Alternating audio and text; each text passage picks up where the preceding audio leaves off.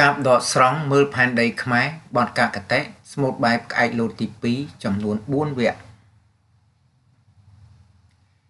មេឃភ្លឺខ្មៅចិត្តក៏លន់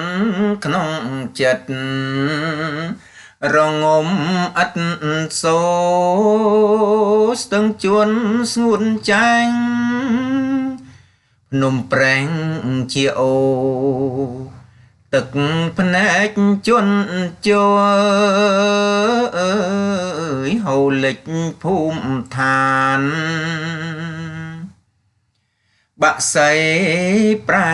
ដាមរឹកប្រែហង្ហាត្រីលងស្លាប់ប្រានខ្ទមខ្លាយជាផ្ទាំងវិនាងវិមានយំសោកស្រេកក្លៀនអើ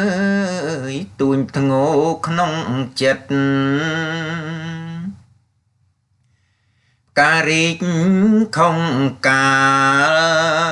ទឹកសាច់ពេញវាស្មៅស្រពតស្វិតគ្រួថ្មក្រៀមក្រំយំសោកអាណិតត្រគួនប្រលិតលេងរិតឡើងទ្រើងវេសវ័នអង្គអាចអង្រិត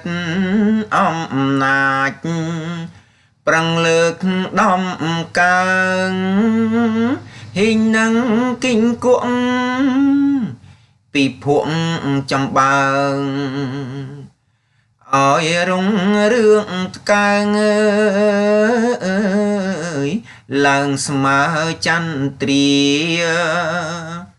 បាទកម្មនេះតែងនៅក្នុងសម័យប៉ុលពតដោយកវីជួនមែនសប្តាហ៍ថ្ងៃមាននៅក្នុងកម្មវិធីសិក្សាភាសាខ្មែរថ្នាក់ទី12មេរៀនទី8ទំព័រ200 201ស្មូតនិងរក្សាសិទ្ធិដោយវ៉ាប៊ូនីបរិញ្ញាបត្រជាន់ខ្ពស់អក្សរសាស្ត្រខ្មែរ